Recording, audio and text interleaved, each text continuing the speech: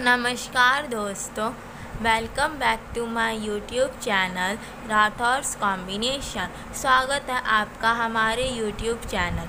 फिर लाए हैं हम आपके लिए एक बहुत ही महत्वपूर्ण और मज़ेदार वीडियो, जिसमें बताएंगे हम आपको क्लास 12th पॉलिटिकल साइंस के चैप्टर 4 के महत्वपूर्ण प्रश्नों के बारे में। चैप्टर 4 यह बुक सेकंड का है, जिसका नाम है भारत में दल और दलीय व्यवस्था। तो आज हम इसके कुछ महत्वपूर्ण प्रश्नों के बारे में चर्चा करेंगे। तो चलो चलते हैं अपनी वीडियो की ओर और शुरू करते हैं अपनी वीडियो आज के सुविचार के साथ। तो हमारा आज का सुविचार यह है कि आसानी से मिलने वाली हर वह चीज़ हमेशा तक नहीं रहती, और जो हमेशा तक रहती है वह आसानी से नहीं मिलती।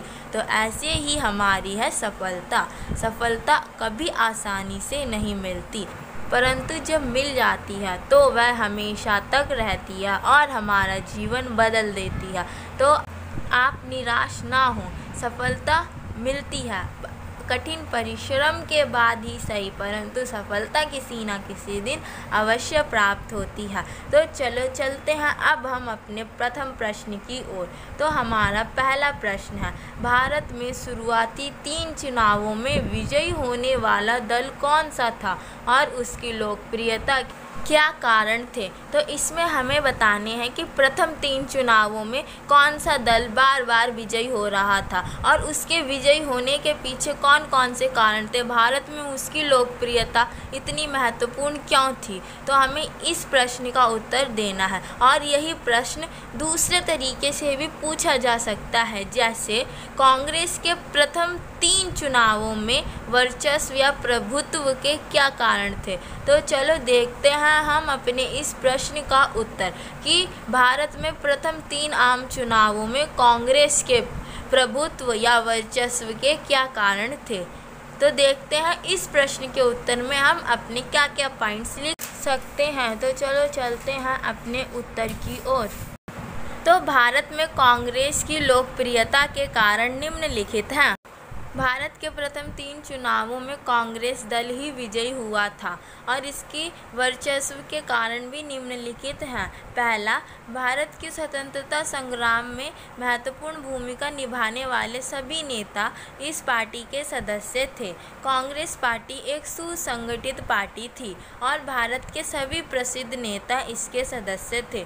इस दल की प्रकृति सबको समेटकर और मिलजुल कर चलने वाली प्रकृति थी, जिसमें सभी वर्ग के लोगों को समान अधिकार और समान जगह दी जाती थी तथा उनके विचारों को भी समान सम्मान दिया जाता था। तो ये थी कांग्रेस की कुछ विशेषताएं, और हम इसकी विशेषताओं में कुछ और पॉइंट्स, जैसे यह विश्वव्यापी नेटवर्क रखता था और भारतीय चुनाव प्रणाली में सबसे पुराना दल था। तो ये थी कांग्रेस प्रणाली की कुछ विशेषताएं।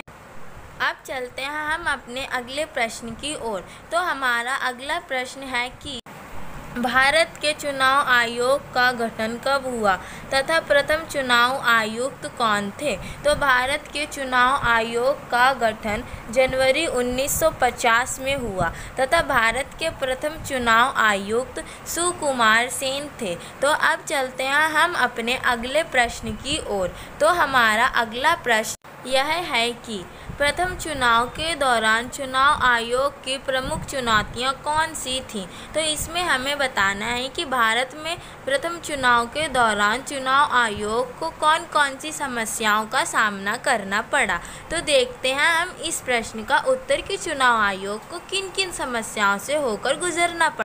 तो प्रथम चुनाव के दौरान चुनाव आयोग के सामने निम्नलिखित चुनौतियां थीं। पहली, स्वतंत्र और निष्पक्ष चुनाव करवाना। चुनाव आयोग की पहली और जो मेन चुनौती थी वो ये थी कि वो कैसे स्वतंत्र और निष्पक्ष चुनाव करवाए। दूसरी, चुनाव क्षेत्रों का सीमांकन करना, कि वह कैसे चुनाव क्षेत्रों का सीमांकन करे, कैसे क्षेत्र को विभिन्न पार्टों में बांटे। तीसरी, मतदाता सूची बनाने के मार्ग में कई बाधाओं का आना, जैसे लोगों का कम जागरूक होना, कम शिक्षित होना और अधिकारियों और कर्मचारियों को प्रशिक्षित न होना, कम साक्षरता के चलते मतदान की विशेष पद्धतियों के बारे में सोचना तथा लोगों के बीच जागरूकता का अभाव होना, ये थी चुनाव आयोग की मुख्य चुनौतियाँ। अब चलते हैं हम अपने अगले प्रश्न की ओर। तो हमारा अगला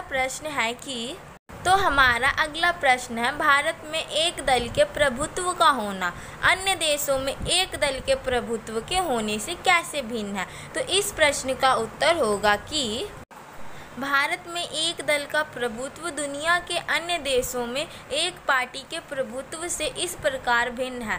भारत में एक पार्टी का प्रभुत्व लोकतंत्र और निष्पक्ष चुनाव के कारण रहा है, परंतु अन्य देशों में एक पार्टी का जो प्रभुत्व था वो अलग अलग कारणों से रहा है। जैसे मैक्सिको में पीआरआई पार्टी की स्थापना जो 1929 में हुई थी और 60 वर्षों तक उसने मैक्सिको पर राज किया, इसका कारण था तानाशाही। परंतु भारत में तो कांग्रेस के प्रभुत्व का कारण था लोकतंत्र और निष्पक्ष चुनाव, यानी कि चुनाव के बाद भी लोकतंत्र ही आ रही थी बार बार देश में केंद्र में सरकार बनके। तो इसका कारण लोकतंत्र था और था उन नेताओं की लोकप्रियता। लेकिन मैक्सिको में तो तानाशाही शासन था। और दूसरा है बाकी देशों में एक पार्टी का प्रभुत्व लोकतंत्र की कीमत पे कायम हुआ। जैसे चीन, क्यूबा और सीरिया जैसे देशों में संविधान सिर्फ एक ही पार्टी को अनुमति देता है। तो लेकिन हमारे संविधान में ऐसा कुछ नहीं है। हमारे संविधान में कोई भी दल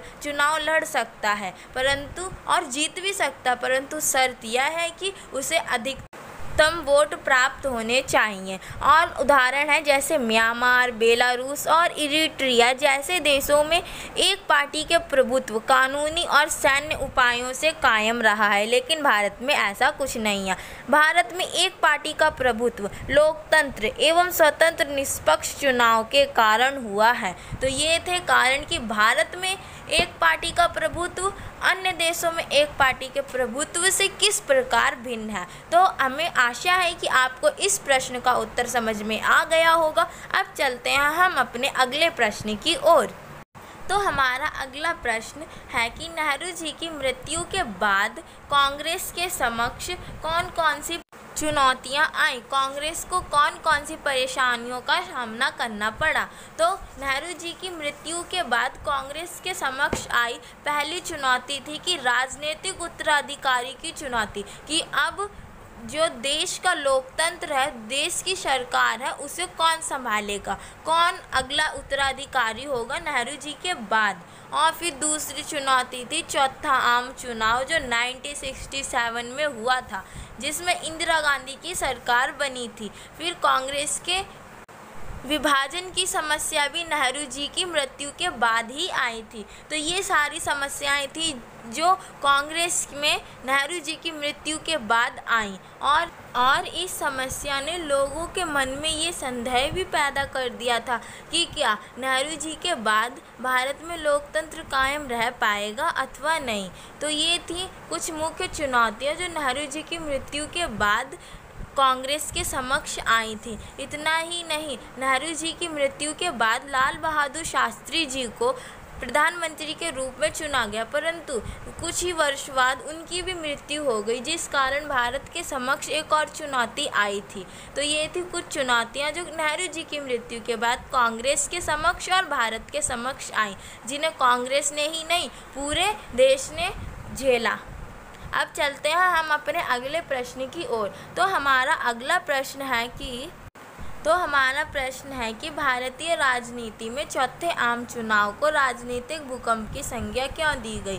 चौथा आम चुनाव जो 1967 में हुआ था, उसे राजनीतिक भूकंप क्यों कहा जाता है। तो इस प्रश्न के उत्तर में हम बताएंगे चौथे आम चुनाव के बारे में। तो चौथा आम चुनाव 1967 में हुआ था और इसे राजनीतिक भूकंप की संज्ञा दी गई क्योंकि ये भारतीय राजनीति में एक ऐसा चुनाव था जिसमें मानसून की असफलता, व्यापक सूखा, विदेशी मुद्रा की कमी और निर्यात में गिरावट तथा अन्य सैन्य खर्चों में बढ़ोतरी के कारण आर्थिक संकट उत्पन्न हो गया था और चुनाव के नतीजों को राजनीतिक भूकंप की संज्ञा इसलिए भी दी गई थी क्योंकि इस चुनाव में कांग्रेस पूरे 9 राज्यों में हार चुकी थी, जो कि भारत के किसी एक ही हिस्से में स्थित नहीं थे, बल्कि भारत के अलग अलग हिस्सों में बिखरे हुए थे, जैसे उत्तर प्रदेश, मध्य प्रदेश, पंजाब, हरियाणा, बिहार, पश्चिम बंगाल, उड़ीसा, मद्रास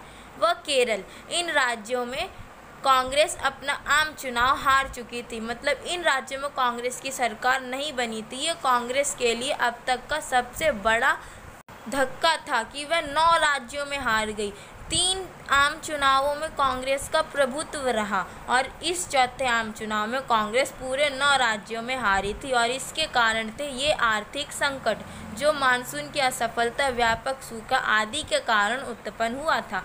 और एक ऐसा आम चुनाव था ये जिससे पहले भारत के 2 दिग्गज नेताओं जैसे जवाहरलाल नेहरू और लाल बहादुर शास्त्री जी की मृत्यु भी हो गई थी।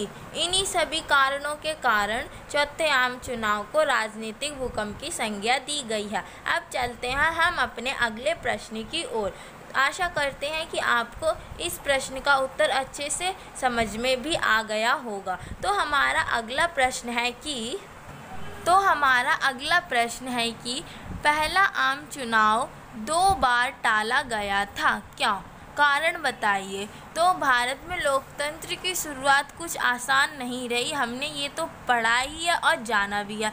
तो पहला आम चुनाव भी भारत में 2 बार टला था, उसके क्या क्या कारण थे? तो भारत में पहले आम चुनाव के 2 बार टलने के कारण निम्नलिखित हैं। तो पहला आम चुनाव भारत के लिए सबसे बड़ी कवायद थी। इसके टलने के कारण थे, पहला, 17 करोड़ पात्र मतदाताओं को लगभग 3200 विधायकों और 489 सदस्यों का चुनाव करना था। दूसरा, जिसमें केवल 15% मतदाता ही साक्षर थे, यानी कि भारत में साक्षरता बहुत कम थी, लोगों को चुनाव के प्रति जागरूकता बिल्कुल नहीं थी। तीसरा, नामावली के पहले मसौदे में लगभग 40 लाख महिलाओं के नाम सूची में दर्ज ही नहीं किए गए थे, यानी कि जो पहली नामावली तैयार की गई थी उसमें 40 लाख महिलाओं के नाम ही नहीं थे। तो इस कारण से भी पहला आम चुनाव भारत में 2 बार टाला गया। तो ये था भारत के पहले आम चुनाव के बारे में कुछ जानकारी। तो अब चलते हैं हम अपने अगले प्रश्न की ओर।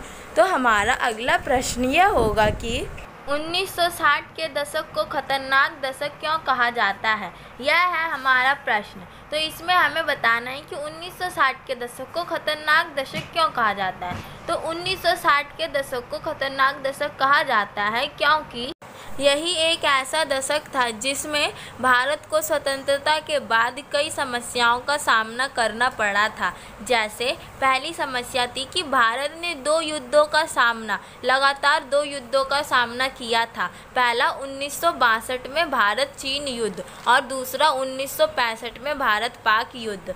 और दूसरा, मानसून विफलता के कारण सूखे की स्थिति पैदा हो गई थी और फसल भी खराब हो गई, जिसके कारण अनाज का भी अभाव हो गया था। तो ये थी दूसरी समस्या, जिसके कारण पूरे देश में अकाल जैसी स्थिति उत्पन्न हो गई थी। और हमारा तीसरा पॉइंट है कि लगातार 2 प्रधानमंत्रियों की मृत्यु भी इसी दशक में हुई थी। पंडित जवाहरलाल नेहरू और लाल बहादुर शास्त्री जी की मृत्यु इसी दशक में हुई थी, जिस कारण भारतीय राजनीति में भी कई परिवर्तन देखने को मिले। तो ये थी 1960 के दशक की कुछ खतरनाक घटनाएं जिनका हमने वर्णन इस प्रश्न में किया है। अब चलते हैं हम अपने अगले प्रश्न की ओर। तो हमारा अगला प्रश्न यह है कि सिंडिकेट से आप क्या समझते हैं? इसमें हमें बताना है कि सिंडिकेट से क्या अभिप्राय है। सिंडिकेट यह एक उन दिग्गज और वरिष्ठ नेताओं का समूह था जो कांग्रेस के विभाजन के बाद 2 भागों में बट गए थे। इसे कांग्रेस ओ भी कहते हैं। तो अब हम देखते हैं कि इसकी प्रॉपर डेफिनेशन क्या होगी। सिंडिकेट से अभिप्राय कांग्रेस के भीतर प्रभावशाली और ताकतवर नेताओं के समूह से है, जिसमें वे सभी दिग्गज और वरिष्ठ तथा प्रभावशाली व्यक्ति शामिल थे जिन्होंने हमारे लोकतंत्र की स्थापना में महत्वपूर्ण भूमिका निभाई थी। तो ये थी सिंडिकेट की परिभाषा, जिसमें वे सभी व्यक्ति शामिल थे जो प्रभावशाली व्यक्तित्व रखते थे और जो वरिष्ठ तथा दिग्गज नागरिक थे कांग्रेस पार्टी के।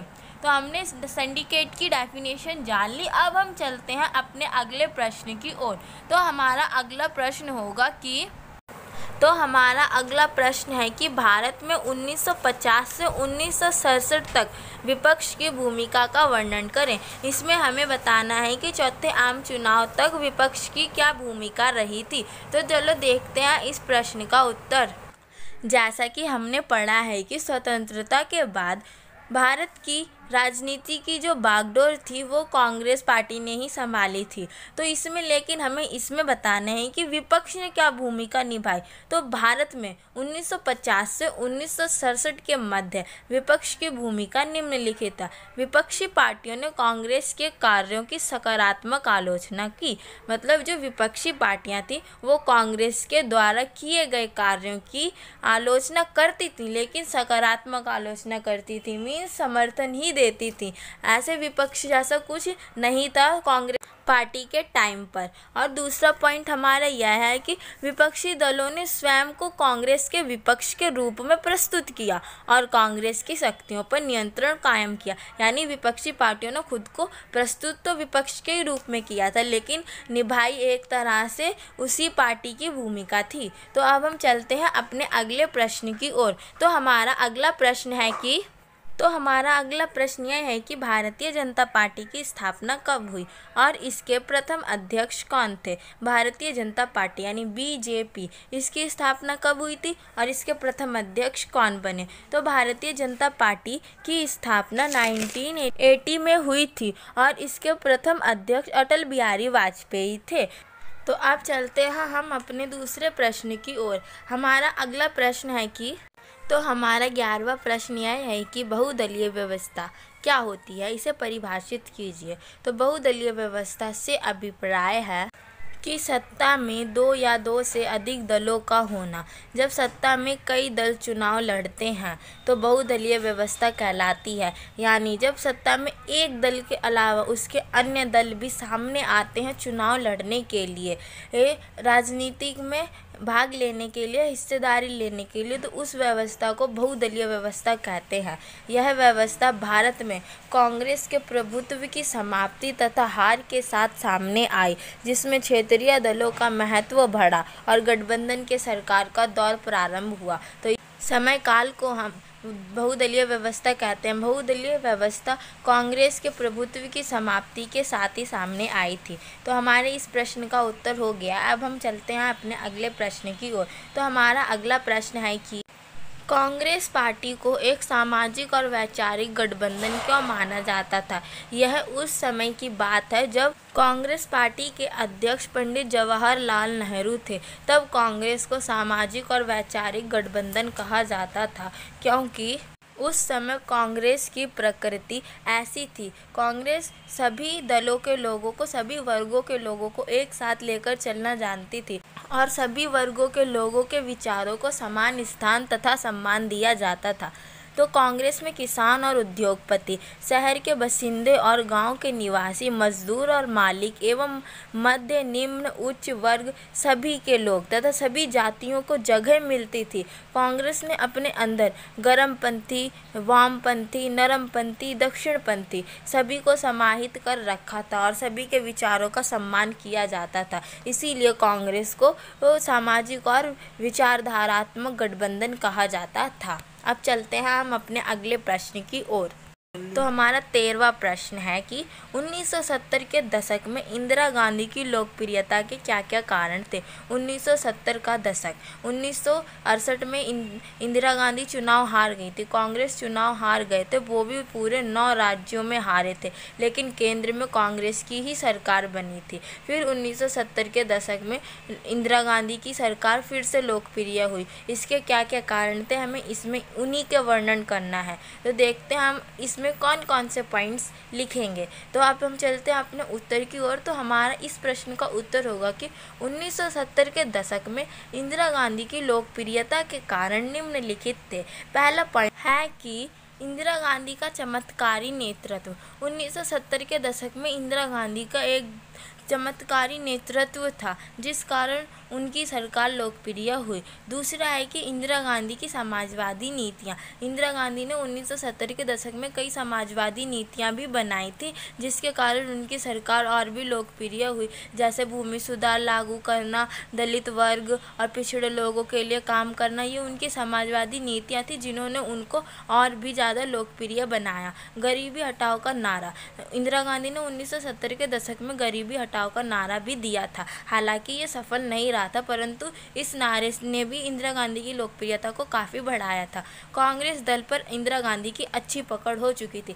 हमें पता है कि कांग्रेस का विभाजन तो हो ही चुका था, लेकिन कांग्रेस आर पर इंदिरा गांधी की अब अच्छी पकड़ हो चुकी थी। इस कारण 1970 के दशक में इंदिरा गांधी की लोकप्रियता बढ़ी। दूसरा, वोटों का ध्रुवीकरण। वोटों के ध्रुवीकरण से भी इंदिरा गांधी की लोकप्रियता बढ़ी थी। और कमजोर विपक्षी दल के पास अपना कोई कार्यक्रम नहीं था। इस कारण भी इंदिरा गांधी ने अपने नेतृत्व को और भी अच्छा करा और अपनी लोकप्रियता को बढ़ाया। तो ये थे इंदिरा गांधी की लोकप्रियता के बढ़ने के कारण 1970 के दशक में। अब हम चलते हैं अपने अगले प्रश्न की ओर। आशा है कि आपको इस प्रश्न का उत्तर अच्छे से समझ में आ गया होगा। तो देखते हैं अपना अगला प्रश्न। तो हमारा अगला प्रश्न है कि 1967 के चुनावों के परिणामों को राजनीतिक पर्यवेक्षकों ने राजनीतिक भूकंप की संज्ञा क्यों दी। तो इसमें हमें 1967 का चुनाव, इसके बारे में बताना है। 1967 का चुनाव ये चौथा आम चुनाव था और इसको राजनीतिक भूकंप की संज्ञा क्यों दी, हमें इस चीज़ का वर्णन करना है। तो राजनीतिक पर्यवेक्षकों ने 1968 के चुनावों को राजनीतिक भूकंप की संज्ञा इसलिए दी थी क्योंकि कांग्रेस 9 राज्यों में अपना चुनाव हार चुकी थी और वे 9 राज्य थे उत्तर प्रदेश, मध्य प्रदेश, पंजाब, हरियाणा, बिहार, पश्चिम बंगाल, उड़ीसा, मद्रास, तमिलनाडु व केरल, जो कि भारत के किसी एक भाग में नहीं बल्कि अलग अलग भाग में स्थित थे। और हमारा दूसरा पॉइंट यह है कि 1969 के कांग्रेस विभाजन के कारण भी राजनीतिक पर्यवेक्षकों ने 1967 के चुनावों को राजनीतिक भूकंप की संज्ञा दी है। और तीसरा, मानसून की असफलता से व्यापक सूखा और खाद्य उत्पादों के अभाव के कारण आए अकाल के कारण भी राजनीतिक पर्यवेक्षकों ने इस चुनाव को राजनीतिक भूकंप की संज्ञा दी।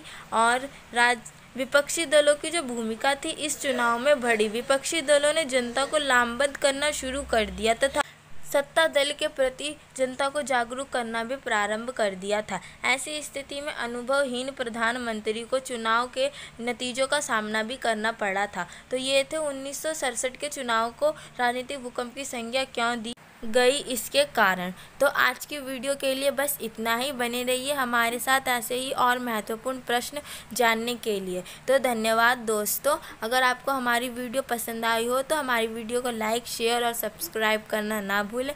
Thank you guys.